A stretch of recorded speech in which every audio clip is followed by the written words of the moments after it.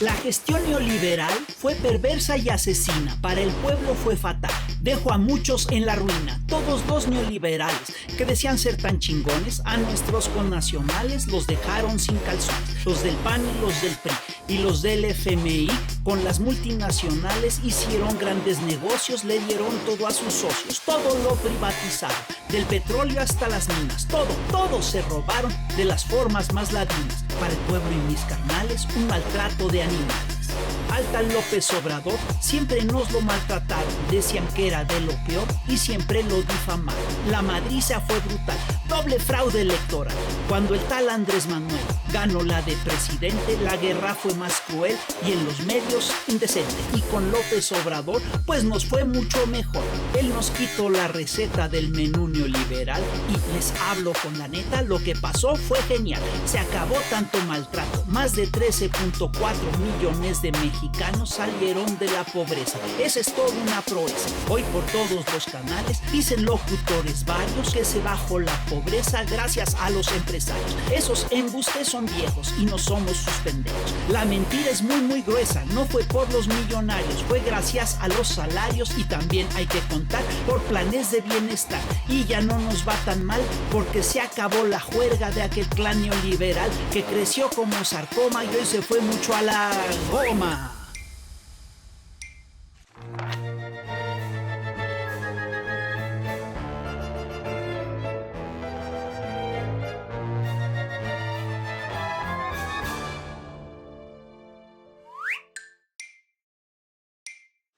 Pues tenemos un problema. A ver. Porque tenemos que hacer un programa, pero hay muchos temas. A ver.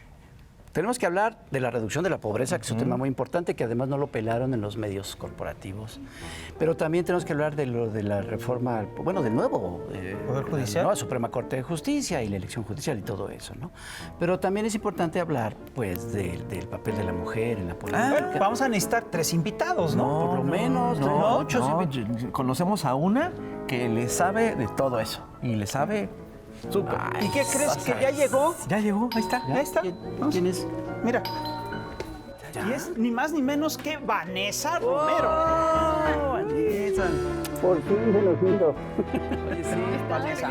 Adorada. Adelante, caminante. Adelante. ¿Se ve bien? No. Luego se meten Para variar. los demonios. Bienvenida a la Verno. Tenemos desde hace muchos tiempo, muchas ganas de que nos acompañaras y ya se nos juntaron los temas. Ay, eso Vamos sí. a tener que hablar de muchas un cosas. Exacto. Pues bienvenida al Averno una vez más. A mí me gustaría empezar con esta noticia tan importante y que fue tan poco difundida en los medios, sobre todo en los medios corporativos. Hay un diario de cuyo nombre no quiero acordarme, que ni siquiera apareció en su portada. Ni siquiera una notita pequeña, ¿no? Así es. No voy a decir que es el Reforma, que fue la disminución de la pobreza. Y tú has escrito, justamente en ese diario, varias columnas sobre esto, que es una noticia importantísima, ¿no es cierto? Es una noticia importantísima que debemos decir que nos confirma algo que ya veníamos olfateando hace un par de años.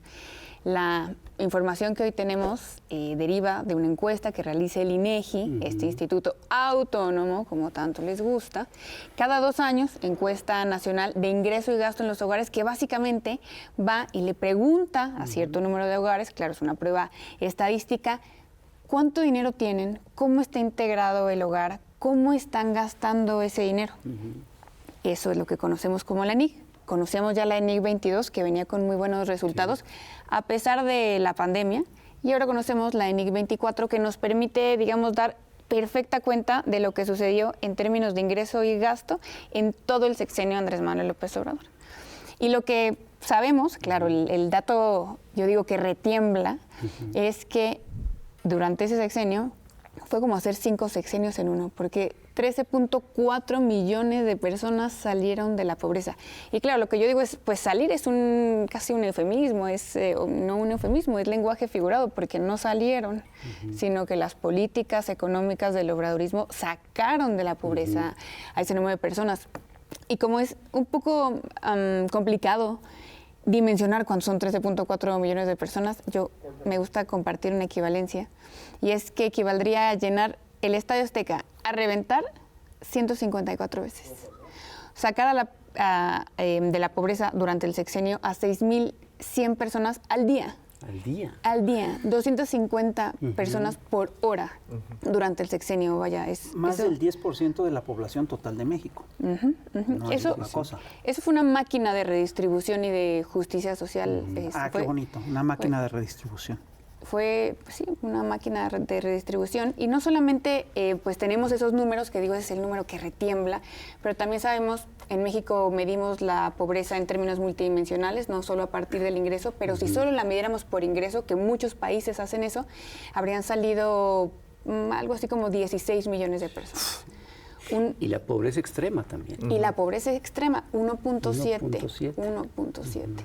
Y esos son los números que pudimos constatar la semana pasada a partir de esta evaluación que ahora hace el INEGI con metodología del Coneval, a partir de la información que nos dio el ENIG, pues también derribando un mito que es que sin el Coneval no íbamos a poder medir la pobreza, ¿no? Pues las funciones del Coneval no solo no desaparecieron, sino que pasaron a un organismo autónomo igualmente.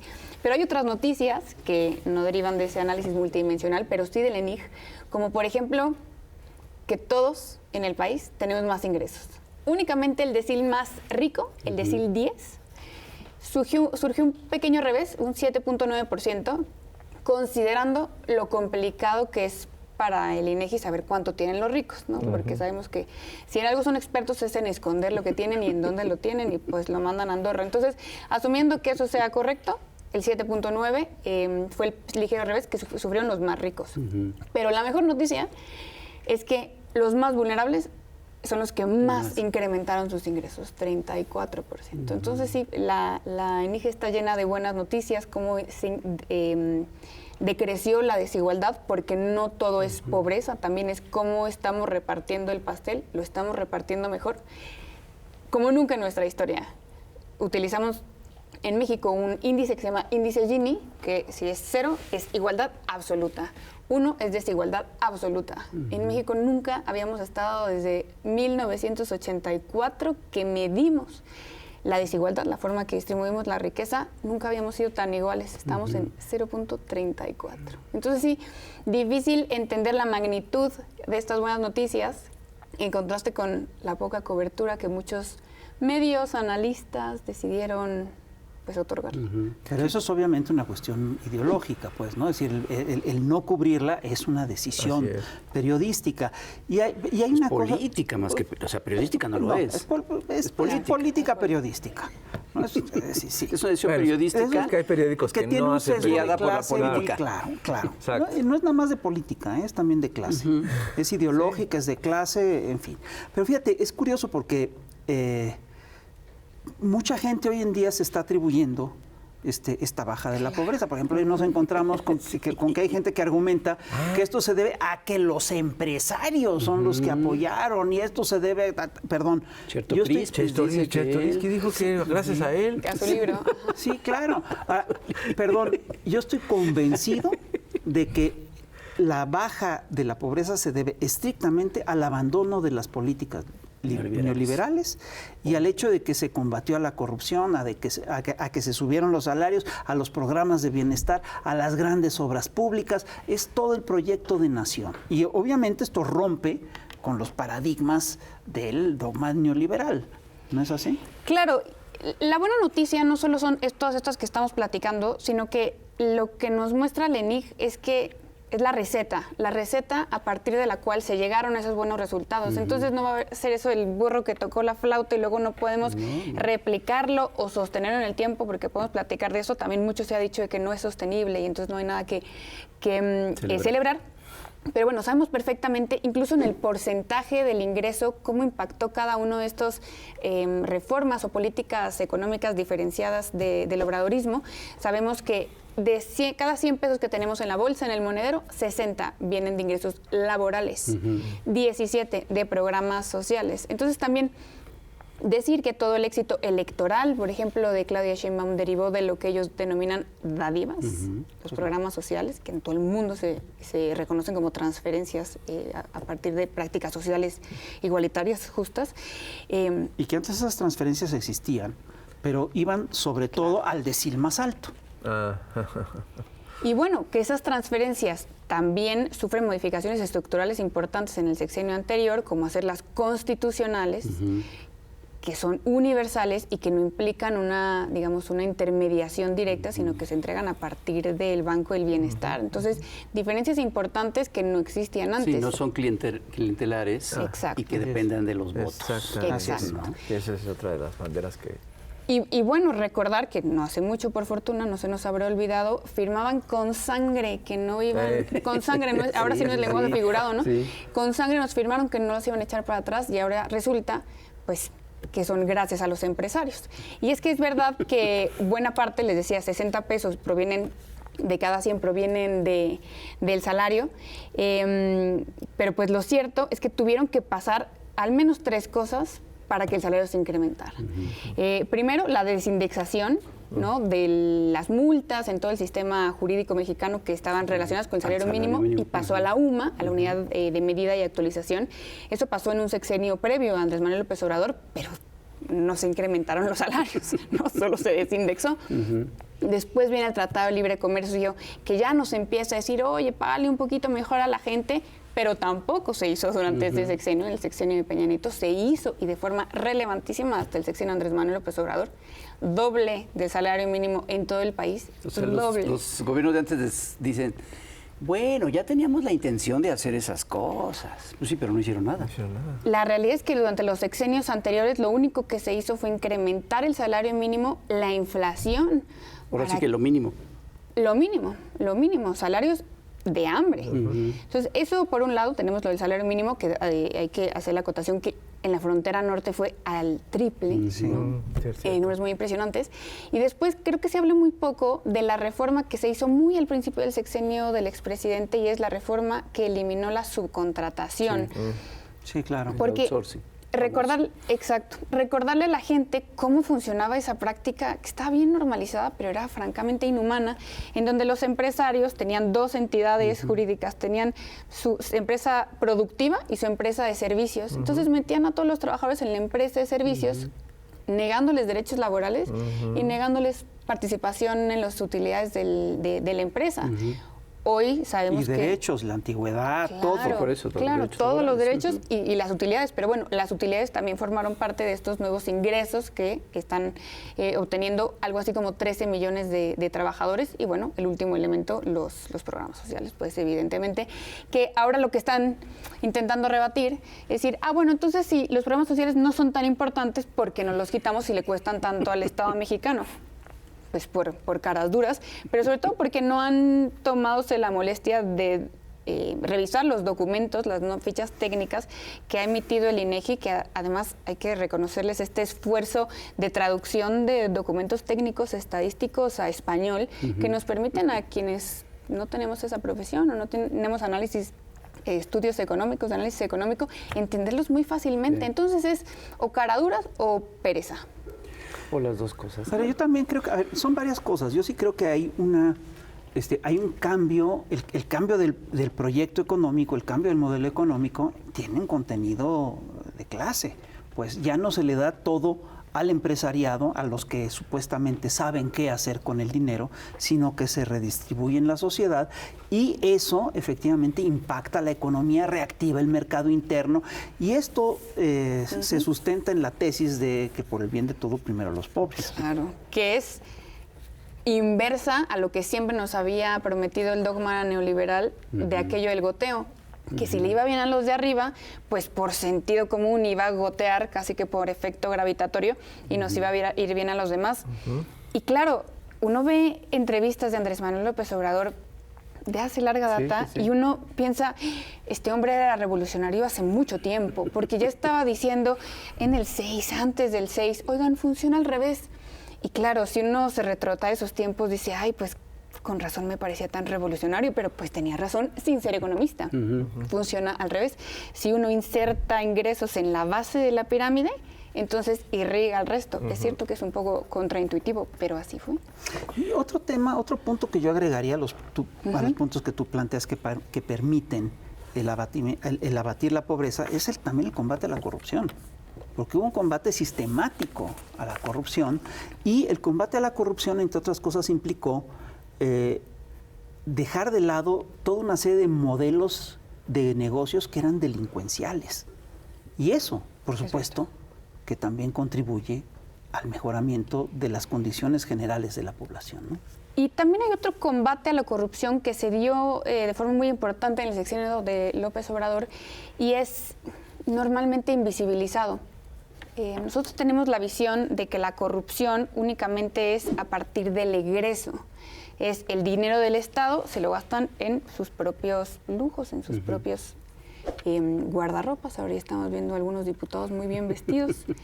Pero no se analiza que también hay corrupción en los ingresos. El dinero que debería entrar al Estado, pero no entra al Estado.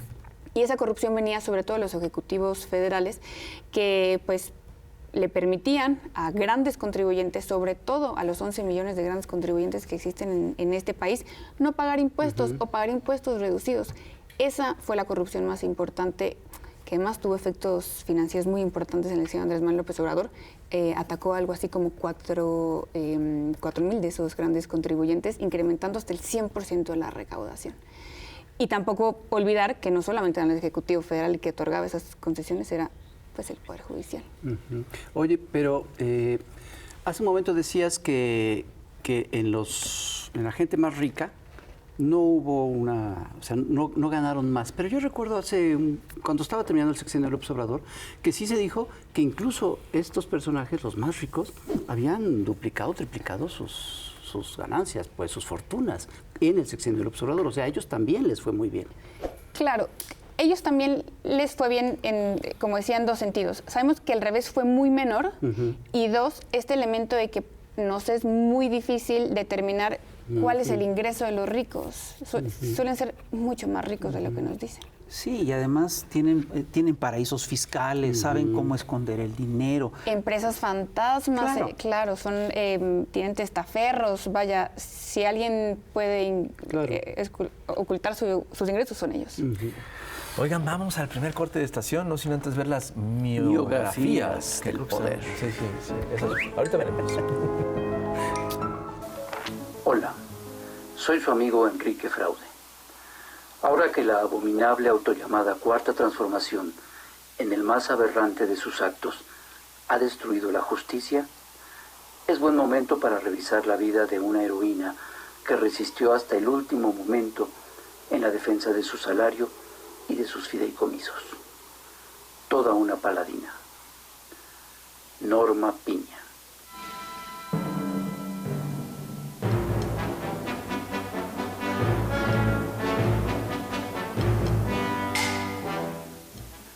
Norma Piña nació en una cena en la casa de Enrique Peña Nieto, donde dio sus primeros pasos en Derecho y todos los siguientes en Chueco.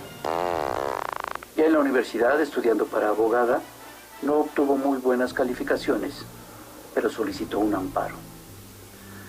Se recibió como licenciada en Derecho en una cena en la casa de Alcántara Carranca. Poco después, fue nombrada jueza e inmediatamente perdió el juicio. Su ascenso de jueza a magistrada y luego ministra le llevó 15 años. No, menos, como 17. En 2023 fue elegida ministra presidenta de la Suprema Corte. Y es ahí donde empieza su valiente cruzada contra la dictadura del Mesías tropical, logrando que la fecha del 5 de febrero ya no sea históricamente conocida como el día de la promulgación de la Constitución, sino el día de la heroica gesta de la Sentada de Querétaro. Su lucha por la justicia y la dignidad nace en una cena con Alito Moreno. A partir de entonces, se sucederán hechos trascendentales, como la guerra de los WhatsApps y el glorioso paro todo pagado, así como la batalla de Jicoténcatl y el show cómico con 6 votos, paramos la reforma.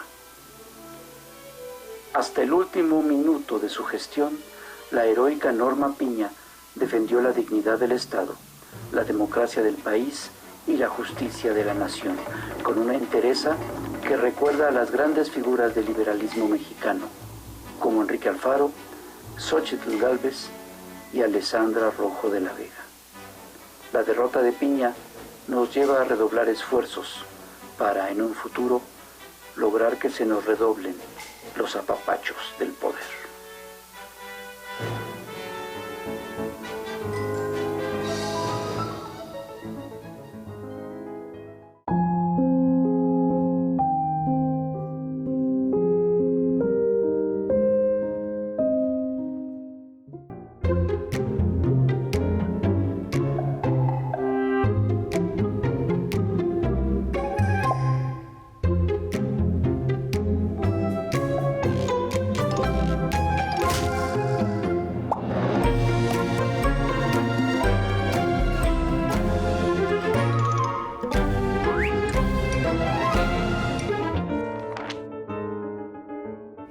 Y seguimos aquí en el Chimuco TV platicando con Vanessa Romero y hay muchísimos temas de qué hablar con este asunto de la pobreza.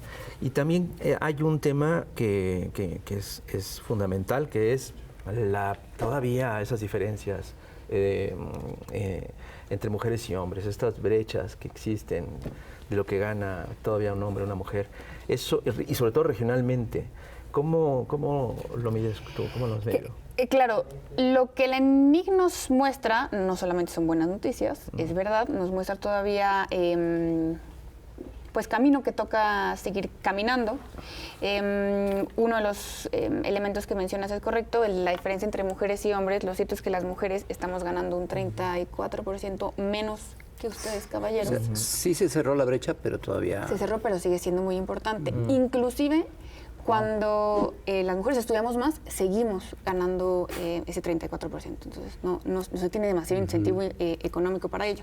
También la brecha regional, en donde sabemos que ciudades como Ciudad de México, claro, Nuevo León, Baja California Sur, el ingreso de las personas es mucho más alto que en estados como Oaxaca, Chiapas, Veracruz, aunque también debe decirse que durante el sexenio pasado lo que sabemos es que la brecha regional disminuyó de forma importante, pues porque nunca le habían invertido al sur-sureste. Entonces, lo que los grandes proyectos de infraestructura trajeron sí es una disminución de esa brecha regional, que sigue siendo importante. Y luego, otro tema importante que nos deja ver la ENIC y la medición de pobreza multidimensional es el tema de salud. La prestación de servicio de salud, que sigue siendo un pendiente para esta administración. Creo que la discusión en torno a esto, este ha sido el caballito de batalla, creo, para los opositores, para algunos analistas también opositores, que no quieren darle la dimensión que tiene esta buena noticia de haber sacado tanta gente de la pobreza, y entonces sí, pero les diste más salud. Dinero, pero no tienen servicio de salud, entonces tienen que ir a la farmacia similar, bla, bla, bla. Entonces, dos cosas que decir al respecto. Primero, que la pobreza en México, como decíamos al principio, no solo se mide en función de cuánto dinero contante y sonante tenemos en la bolsa, sino también a partir de cuántas carencias sociales tenemos. Entonces, como es una medición multidimensional, que por cierto México es pionero casi en la misma y la hemos ido exportando a otros países del mundo, toma en consideración si las personas sí tienen ingresos arriba de la línea de pobreza, digamos, pero también si tienen vivienda, qué calidad de vivienda, si tienen educación, si tienen rezago educativo, si tienen acceso a servicios de salud, si tienen seguridad social. Entonces, se considera que tú no tengas carencias sociales de esta naturaleza importantes para considerar que has salido de la pobreza. Entonces, no nada más es estas dádivas, no nada más son las transferencias, no nada más porque tienen dinero. También han mejorado. Y sobre todo, tenemos claro que del 22 al 24, comparando las dos encuestas, las dos ENIC, todos los derechos sociales, sin excepción, del 22 al 24, mejoraron. Incluyendo salud. Incluyendo salud. Es cierto que, en contraste con otros sexenios, hubo un retroceso. Y yo creo que esta discusión es vital, pero hay que tomarla con muchísima seriedad, sobre todo contando a la gente lo que había antes. Hoy existen tres grandes sistemas de salud en el país. Está el IMSS para derechohabientes, el ISSSTE para trabajadores del Estado y luego está el IMSS Bienestar para quienes pues no estamos afiliados a ningún otro sistema de salud. El IMSS Bienestar antes era el INSABI. Eso antes era el Seguro Popular. El Seguro Popular antes que existía, antes de Andrés Manuel López Obrador, antes de su sexenio, no era un sistema de salud público, era un sistema de financiamiento en el que el Estado le pagaba a los particulares para que atendieran los problemas de salud del Estado. Algo muy parecido a lo que nos prometía Xóchitl Gálvez en campaña. Se llama Tarjeta a tu Salud, una cosa por el estilo. Entonces, lo que negaba el Seguro Popular era esta obligación del Estado de bienestar de crear infraestructura hospitalaria, tener medicamentos, tener médicos para hacer frente a los problemas de salud públicos. O sea, entonces, se lavaba las manos y le dejaba el... Y eventualmente iba a acabar con la privatización por entero del sistema de salud. Entonces, es verdad que hay una baja en el número de personas que tienen acceso o están afiliadas al sistema de salud hoy día por todas esas razones. Primero, porque era necesario separarnos del esquema del Seguro Popular. Eso era inviable en términos financieros, un nido perfecto para la corrupción y además pues no reconocía el tipo de Estado que hoy sabemos que queremos construir, un estado de bienestar. También debe decirse que fue caótico lo del INSABI. La transición del Seguro Popular al INSABI estuvo acelerada, mal planeada, se le cruza la pandemia, pero también gracias a la pandemia aprendimos muchas cosas como país. A partir de ese conocimiento es que se decide crear el IMSS Bienestar, que básicamente reconoce que no puedes tener un sistema, digamos, estatal, estado por estado, diferenciado de salud, porque además eso también es tremendamente desigual, pues los hospitales de Nuevo León iban a ser fantásticos, mientras que los de Chiapas iban a estar precarizados. Porque eso fue una de las cosas que sucedió, ¿no? Que cada uno de los estados tenía su propio sistema de salud. Y se le daba, era federal. Y se le daba diferente financiamiento a cada uno de los estados en términos absolutamente discrecionales. Entonces ahora lo que se hace es centralizar la atención de salud con médicos propios, con hospitales propios. Entonces decir que hoy estamos peor en materia de salud que en 2018. Y lo malo es que se fue buena descarado. parte del sexenio del López Obrador. Entre el error del INSABI y la pandemia, pues se le fue medio sexenio. Y cuando ya se empieza a corregir eso, pues ya no. Es decir, el debate sobre salud en el sexenio de López Obrador, para mí tendría que estar centrado en un tema, que es el tema de la pandemia. Pero todo el sexenio entero. Todo el sexenio. Sí, claro. Y ahí, perdóname, el balance es muy positivo. Y el balance lo tenemos todos con las vacunas que nos pusieron, pues, en nuestro cuerpo. Ese es el punto. Entonces, efectivamente, eso de repente es difícil de medir en este tipo de estudios, ¿no? Pero es una cosa que la población sí resiente. Que la población además sí recibe, es un beneficio que sí recibió la población. Es el gran gasto de salud del sexenio, por favor. Así es, así es. Bueno, y también que sabemos que teníamos un tremendo problema de corrupción en distribución de medicamentos. Claro. Es lo primero que ataca el presidente cuando llega a la administración. Que también se criticó mucho eso, porque claro, todas estas empresas, o muchas de las empresas que tenían intereses en la cuestión de los medicamentos, casualmente también tenían periódicos, ¿no? Y gente o dueños de medios que también eran dueños de hospitales, entonces, pues claro, ahí y se deja hizo tú que todo los periódicos, son los que tienen grupos de publicidad, tienen grupos de relaciones públicas que echan a andar campañas que les sirven a sus intereses. Lobby en la Cámara de Diputados. Bueno, detrás de Latinos no hay sino eso. Exacto. Sí, exactamente. Sí. Pero bueno, hablando de nuevo del ENIG, yo me gusta decir que hay varias buenas noticias, incluso en las malas noticias, y es que el ENIG lo que le está poniendo en las manos a nuestra izquierda con Excel, que es Claudia Sheinbaum, es una hoja de ruta. Estas son las tuercas que tienes que apretar y estos son los parámetros conforme a los cuales vas a ser medida tú y tu administración en 2 y en 4 años. Entonces, pues me parece una muy buena noticia. Tiene el camino ahí señalado. Al menos en materia de ingresos, porque gastos. Es esto que decías al principio, no es el burro que tocó la flauta. No fue, o sea, estos 13 millones de pobres menos no es un chiripazo, ni es una casualidad, ni es una cosa extraña y que sucedió. Fue el cambio de modelo. El cambio de modelo y el cambio de paradigmas. Modelo de estado de bienestar. Es el retorno al estado de bienestar. Eso es lo que estuvo en juego y estos son los resultados del retorno al estado de bienestar. Y yo sí creo que debería de servirnos, entre otras cosas, como un paradigma histórico para debates futuros. ¿Qué tipo de país quieres? ¿No? ¿Quieres un país que beneficia efectivamente al grueso de la población o quieres un país que beneficia a la élite? Ese es el punto. Como que ese debate ya ha estado dando desde el 2000, antes del 2018 y hasta acá. Pero bueno, se da desde que se fundó el neoliberalismo en nuestro país. Ese fue el debate de fondo. Mucha gente no queríamos que quitaran el estado de bienestar. Es tan simple como eso. Siento que ese debate ya se está ganando. Pues hoy tenemos evidencia estadística, como tanto les gusta, económica, que no solo nos dice que estaban en lo incorrecto, sino también nos ayudan a pensar en qué otra cosa se están equivocando. Claro. No eran infalibles. Estos periodistas, estos grandes medios que se dedican a analizar la economía del mundo, ¿ya han declarado algo? ¿Han analizado estas mediciones? Pues yo debo decir que me han sorprendido varios periodistas, sobre todo en esta última semana, algunos analistas, reconociendo al 100% el resultado. Claro, todavía tenemos pues los grandes mentirosos del sexenio anterior y anteriores regateándole algunos elementos. Por ejemplo, nos dicen, pues sí, es muy buena noticia, pero esto es difícilmente sostenible, esto es difícilmente replicable.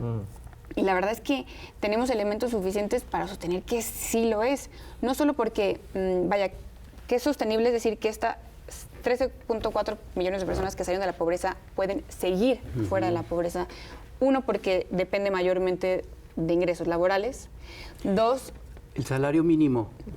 Hay uno de los argumentos es la mayor parte de estos, o una parte muy importante de estas personas que salieron de la pobreza fue por el aumento al salario mínimo, ¿no? Que siempre fue un tabú, que no se podía subir porque la inflación y tal. Bueno, ya subió. Pero dicen, pero hay un tope. O sea, no puedes ir aumentando el salario mínimo porque hay un tope. Y ahí es donde ya no va a funcionar. Claro, lo que confunden es sostenibilidad y replicabilidad. La sostenibilidad es lo que yo decía, sostener a estas personas fuera de la pobreza. Y luego la replicabilidad es repetir el mismo resultado en el siguiente sexenio. Tú lo dices bien, el salario mínimo no lo podemos seguir subiendo indefinidamente, aunque ciertamente hay un espacio todavía. Bueno, Claudio Sheinbaum incrementó también el salario mínimo ya durante su administración y sabemos que todavía hay un espacio que, digamos, es la diferencia entre lo que en algunos países los empresarios ganan y lo que ganan en México sigue siendo particularmente alto. Pero también lo interesante es que sí es sostenible. Por ejemplo, sabemos que en México somos particularmente eficientes repartiendo programas sociales, repartiendo la riqueza. Gastamos algo así como la mitad de lo que el promedio de los países de la OCDE en programas sociales. O también dicen los opositores, los poquitos que todavía se rehúsan a reconocer los buenos resultados, dicen, pues sí está buena idea, ¿por qué no lo hacen en otros países? Bueno, pues se niegan a ver que sí lo hacen en otros países, ¿no?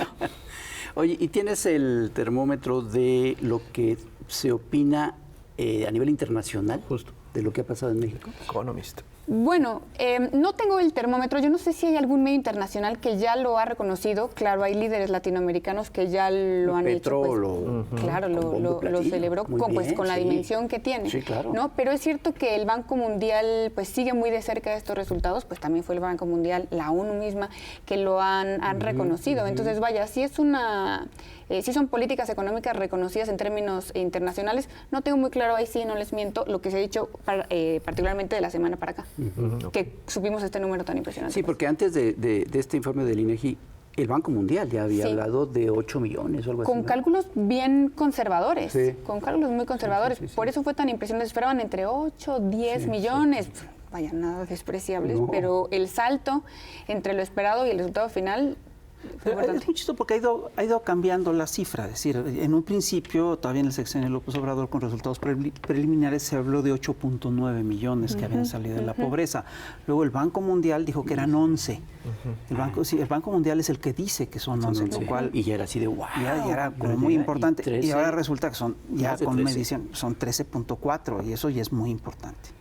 Claro, pues sobre todo por tanto escéptico y sospechosismo que pues está rondando estas cifras en donde dicen, es que mira quién está en el INEGI, es que, bueno, qué bueno que existan otros organismos internacionales en los que sí confían que repliquen el número. Sí, claro. Oye, entonces López Obrador tenía razón. Por el bien de todos, primero los pobres. El peligro para México tenía razón. Sí, no, y además esto cierra el debate. Es decir, sí es preferible un estado de bienestar que un Estado que está centrado en las ganancias de los más ricos. Yo prefiero que salgan 13.4 millones de la pobreza a que entren 15 señores a la lista de Forbes, por favor. La diferencia es enorme. Exactamente. Claro, porque tú no estás en esa lista. Porque yo no estoy en esa lista.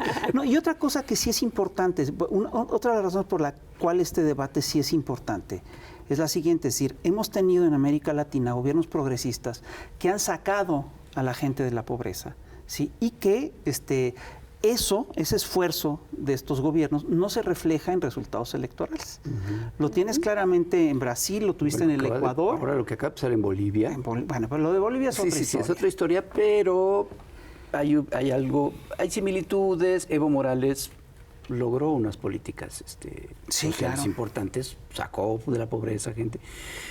Y ahora por otras razones regresa a la derecha Bolivia. Pero es que es por otras razones. Yo estoy convencido de que, fíjate, en Bolivia ocurrió un fenómeno muy interesante porque hubo un golpe de Estado y precisamente por esas políticas de Estado, porque la gente reconoció que ese gobierno la había apoyado, revirtieron el golpe de Estado. Y ahora... Eso quiere decir que luego los problemas más serios... Hay que analizar muchas cosas. No son... ¿Qué va a hacer la oposición ahora? Frente a esto que no tienen manera de... Guerra sucia. Pues mira, se van a dedicar a la guerra sucia. Si sus argumentos que manejaron durante décadas en la época neoliberal ya se les cayeron con pruebas que hasta el Banco Mundial acepta, en la cuestión económica, ¿qué discurso le queda a la oposición de derecha? A ver, seguramente lo van a encontrar, lo están encontrando en algunos argumentos, claro, ridículos para quienes han leído los datos estadísticos, pero yo sí he encontrado todavía mucha virulencia, claro, sobre todo en redes, sobre todo en una base más dura de la oposición, sentencias tajantes, negacionistas, en donde siguen siendo dádivas, en donde solo es un tema de ingreso. Hay un discurso que hay un debate que es imposible mantener con ellos porque no conocen las bases, digamos, técnicas, aunque pueden ser sencillas, del estudio. Entonces, la invitación sería, ahí está, mero enfrente, véanlo ustedes. Sí, pero aquí lo que a mí me llama la atención es que sí van a mantener la campaña en contra. Y la van a mantener, entre otras cosas, porque tienen los grandes medios, tienen un monopolio mediático, y ese monopolio mediático es capaz de esconder la información, de esconder, como lo acabamos de ver, y de hacerte escándalos por absolutamente cualquier cosa. Ese es el otro tema que también hay que tratar y con el que hay que tener muchísimo cuidado.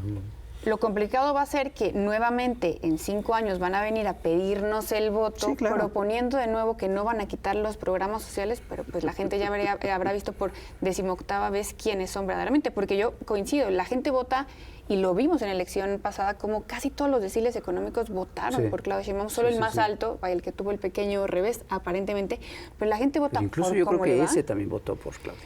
Pues en buena medida. Así nos dijeron al inicio, y creo que un análisis ya más puntual, más fino, señaló que no era así, pero bueno, me puedo estar equivocando.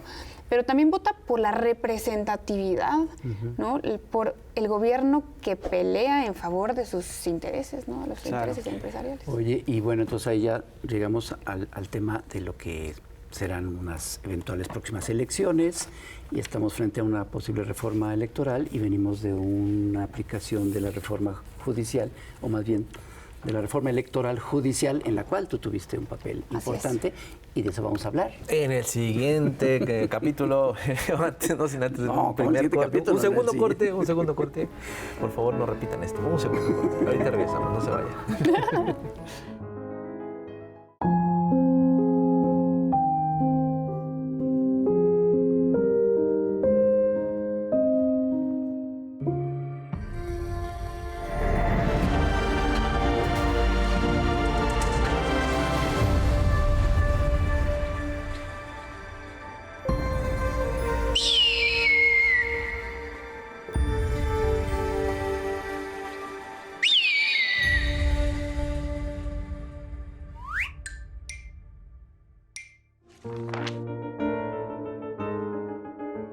Seguimos en Chamuco TV platicando con Vanessa Romero. Muchas gracias, Vanessa, que Estoy feliz de estar Viniste aquí. a acompañarnos. Ah, qué bueno. Oye, pues ya esta semana que pasó, finalmente se hizo el último intento, la última patada de ahogado del viejo Poder Judicial para tratar de echar abajo la elección judicial, ¿no? Con esta cosa que presentó Reyes Mondragón. Ay, sí, qué Janino bárbara. Torero, sí. En donde pues, sí quería que se Anulara. y que se llamaran nuevas elecciones y tal, en la última patada de ahogado. ¿Cómo viste todo este proceso? Y cómo lo ves frente ya al panorama del próximo 1 de septiembre, en que entra un nuevo Poder Judicial con una figura que yo creo que simbólicamente es muy importante, que es la del magistrado presidente? Así es. Bueno, primero, ser muy honesta, yo señalar que no estoy de acuerdo con la reforma judicial, no me gustó desde el inicio. No obstante eso, participé como una de las 5 integrantes del Comité de Evaluación del Poder Ejecutivo Federal, lo que podría parecer una incongruencia. Yo reconozco la reforma judicial como una reforma legal, constitucional, que aunque a mí, Vanessa Romero, individuo, no me guste, fue una reforma que fue explícita en campaña, Fue un mandato, vitoreada, ¿no? un mandato Finalmente. popular explícito, clarísimo. Y en ese sentido, de nuevo, aunque podría parecer una incongruencia, yo decidí participar para evaluar candidatos, orgullosa del trabajo que hice en ese comité, con todas las áreas de oportunidad que por supuesto eso llegara a tener y que yo creo que deberían ser tomadas en consideración para una eventual revisión de la reforma. Ya creo que se ha reconocido a todos los niveles de gobierno que se tiene que revisar esa reforma para mejorar su implementación a la luz del 27. Pues lo último que sucedió en términos del Tribunal Electoral ciertamente fue muy complicado por estos famosos acordeones, que yo tengo ahí una opinión compleja. Yo reconozco cómo en todas las elecciones abiertas en el mundo existen este tipo de acordeones que pues ayudan a la gente a votar. Creo también que la equivalencia idéntica o casi idéntica entre los acordeones y el resultado final de la elección pues no se debe sino a que solo salió a votar pues el electorado de Morena, que claramente pues confía pues muy poca oposición. La realidad es que Sí, porque hicieron campaña en contra, Hicieron llamaron a no campaña. Ciudadanía. Exactamente. Es decir, no es nada más gente afín a la Cuarta Transformación, sino ciudadanía que estaba con claro, el lo que, proyecto, ¿no? tienes toda razón. Lo que hago es analizar la población a partir del voto del año pasado, ¿no? Sí. La mayoría es electorado que está de acuerdo con el proyecto de la Cuarta Transformación y dada la campaña negativa de no voto de la oposición, pues podemos asumir que quienes votaron fueron quienes sí están con el proyecto, que claramente pues confían en los candidatos, que les dice la gente el proyecto. Vaya, me parece que es un movimiento bastante orgánico. Luego tendremos que discutir en la contrarreforma si los partidos pueden o no estar involucrados en las elecciones judiciales. La realidad es que nuestro sistema político no sabe cómo estructurarse, sino a través del régimen de partidos. Así es. Entonces, eso tendremos que revisarlo. Y pues creo que en ese sentido seguirá siendo polémica la resolución del Tribunal Electoral, porque hay muchas personas que, como ven que existe un acordeón, digamos, físico, entonces de inmediato saltan a pensar que eso es una, ¿cómo le llaman? Una inducción al voto. A mí me cuesta mucho trabajo pensar que las personas son zombies y entonces les dan un papelito y ellas van y votan como les dijeron que votan en el papelito. Me cuesta mucho trabajo negarle la capacidad de agencia a la gente. Lo que sí debería revisarse es quién nos imprimió, con qué dinero nos imprimió. Eso, por supuesto, que debería revisarse y Sí, sancionarse. porque el involucramiento de la sociedad en general, en este caso de la reforma judicial, fue muy notable. Es decir, eso se ha comentado mucho, ¿no? Hace varios años no teníamos ni idea de qué era el Poder Judicial, quién lo conformaba, cómo se llamaban los miembros de la Suprema Corte, y ahora muchas personas tenemos esa información muy clara, nos interesa, hasta seguíamos la transmisión de las sesiones, de los debates. Sí hay un involucramiento de la gente. Claro, ahí, no gustándome la reforma, yo no me gusta vivir en los absolutos, yo veo matices, hay muchas virtudes de la reforma que yo reconozco. Uno de ellos es la transparencia no sé si la transparencia es la palabra, pero la publicidad que hoy se le da a la función jurisdiccional, que antes vivía en la más completa opacidad. Reconozco las virtudes de elegir por voto popular a los ministros, me gusta también en autoridades electorales, me gusta como hay cargos más amplios en Tribunal de Disciplina Judicial. Incluso me pregunto por qué no fuimos a elección del órgano de administración judicial, que es el órgano madre, es el órgano más importante en el Poder Judicial Federal ahora. Entonces, ese tipo de cosas que también deberemos preguntarnos en torno a la contrarreforma. Pero otra virtud, por ejemplo, es la eliminación del Consejo de la Judicatura Federal, creado por Ernesto Zedillo, que pues, era un absurdo.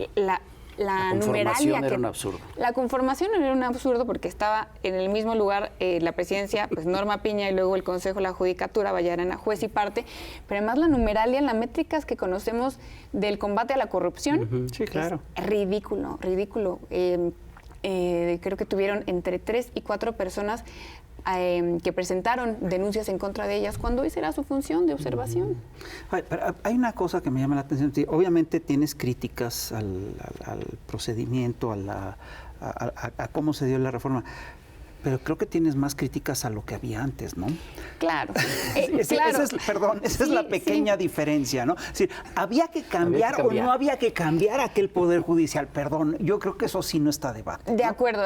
Yo creo que, bueno, a mí me gusta hablar de la reforma judicial a partir de las salchichas, sí, perdón la banalidad, pero a todos les gustan las salchichas hasta que saben cómo están hechas las salchichas. Entonces, la reforma judicial lo que nos permitió ver, toda esta discusión que tuvimos, es ver cómo estaba integrado nuestro Poder Judicial, y la verdad es que era un absoluto cochinero, y yo no sé si estábamos tan conscientes, pero estoy de acuerdo contigo, Fis. Yo creo que fue tan sencilla la aprobación popular, hubo tanto entusiasmo en torno a la reforma judicial porque lo que estaba antes era indefendible. Difícil que lo que vamos a tener vaya a ser peor.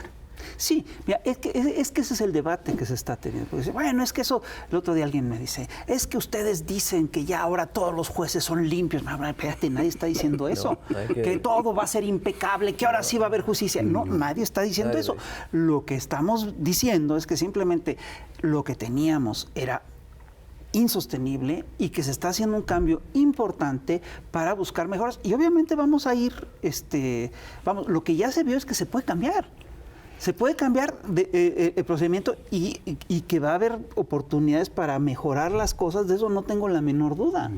Y creo que para que la discusión pública deje de ser blanco o negro, sobre todo en este tema, deberíamos establecer métricas perfectamente claras para ver cómo vamos a evaluar el nuevo Poder Judicial y cuándo, porque claro que los siguientes años pues van a ser desastrosos porque hay una curva de aprendizaje, porque tenemos algunas vacantes, ¿no? Pero establecer métricas más allá del 90% de impunidad que nos otorgaba el Poder Judicial anterior, cuánto tiempo tardaban los amparos, cuánto tiempo la gente se quedaba en prisión, cuánto tiempo tardaba un juicio de alimentos, un sucesorio, un familiar. Deberíamos tener muy claras las métricas a partir de las cuales los vamos a evaluar. Y tenemos muy pronto, tan pronto como el 27, la segunda parte de esta elección, en donde seguramente se van a corregir cosas, o se va a intentar, pues esa es la promesa, al menos ya reconocida por la presidenta.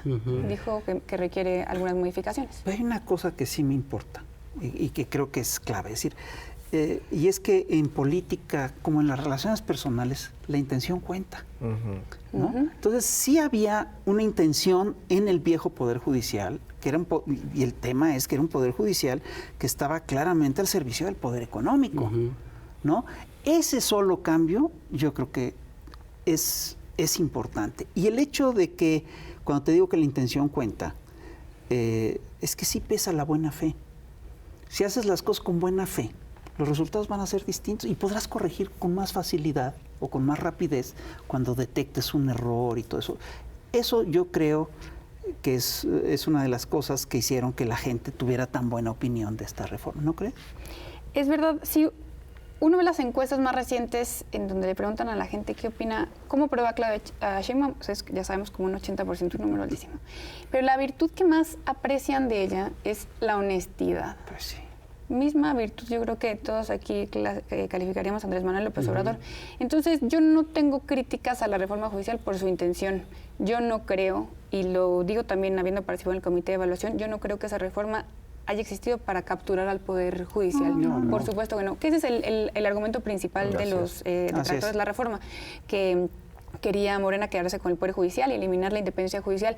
Yo genuinamente creo que esa no era la finalidad. Yo creo que lo que Andrés Manuel López Obrador se encontró, lo mismo que se había encontrado Zedillo, es un Poder Judicial podrido desde las entrañas y que solo podía modificarse si modificaba toda la estructura.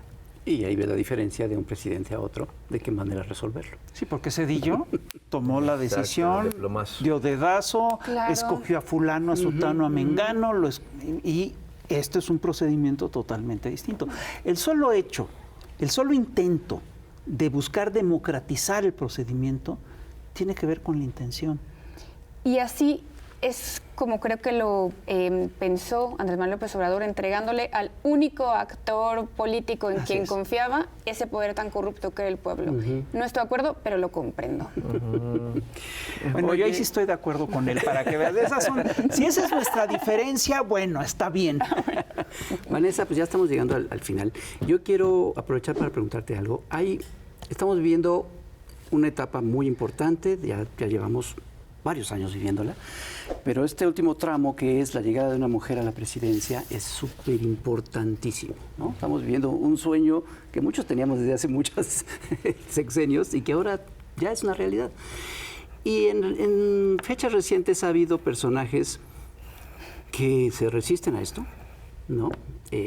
Salinas Pliego, el Chicharito, todos estos personajes que hacen declaraciones y son la muestra y el ejemplo de algo tan difícil que todavía es un lastre para la sociedad mexicana, que es el machismo y la misoginia. Uf. Y tú has sido una voz importante en ese sentido. Claro, yo como mujer no puedo sino sentirme profundamente orgullosa de que nos dirija una mujer, que nos dirija esa mujer y con esa calidad de dirigencia. Vaya, lo veo frente a Trump. Ustedes tienen ahí un dibujo fantástico en donde está Claudia Sheinbaum contra Trump siendo un toro. Y creo que esto ha permeado, este orgullo, esta capacidad de trabajo, esta fidelidad a los principios, ha permeado en otras generaciones. Vaya, claro que lo vemos en la presidenta, pues por eso lo que heredó, vaya, el movimiento. Pero lo vemos en otras generaciones, como en Citlali Hernández, en Luisa María Alcalde, en Camila Martínez. Mujeres muy jóvenes, que espero que dejen de ser opacadas por estos señoros, así les dicen, ¿no? Ahora la juventud les dice señoros, que no creo que estén respetando como deberían respetar los principios del movimiento, pero estas mujeres jóvenes, cuadros jóvenes, que uno las ve casa por casa buscando militancia, creando estos 71,000 comités seccionales, vaya, mujeres desde lo más alto de la pirámide hasta lo más bajo, entendiendo que las cosas se construyen de abajo para arriba. Y en el gabinete. Es un gabinete impresionante. Claro. Sí, no, además Sí, es increíble porque espectacular. es decir, si tú tuvieras, yo siempre digo esto, que si tú tuvieras que enumerar los 5 grandes funcionarios del sexenio de Andrés o del sexenio de Claudia, casi todos son mujeres, ¿eh? Claro. Hay hombres, por supuesto, pero híjole. Y esta foto, no sé si seguro la recuerdan, del sexenio de Peña Nieto, donde está él ahí en Palacio con los gobernadores. Sí, claro. Y creo que no hay una sola mujer. No hay, Claro.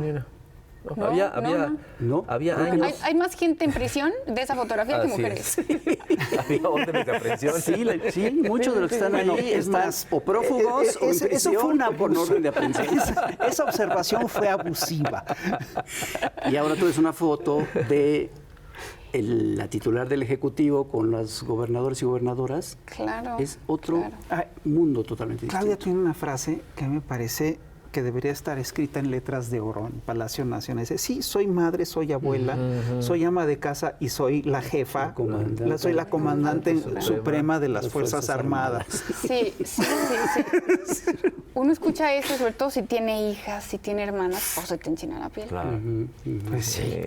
En este país, además de machos, además venimos de una tradición horrible de machismo, ¿no? Que nuestra generación ha tenido que quitarse a matacaballo con muchas dificultades. Pero ahí sí, está regresando y hasta con nuevos bríos. No sé si está regresando, pero sí hay como una resistencia. Sí. Dentro del propio movimiento. Sí, claro. A ver, todos sí, lados.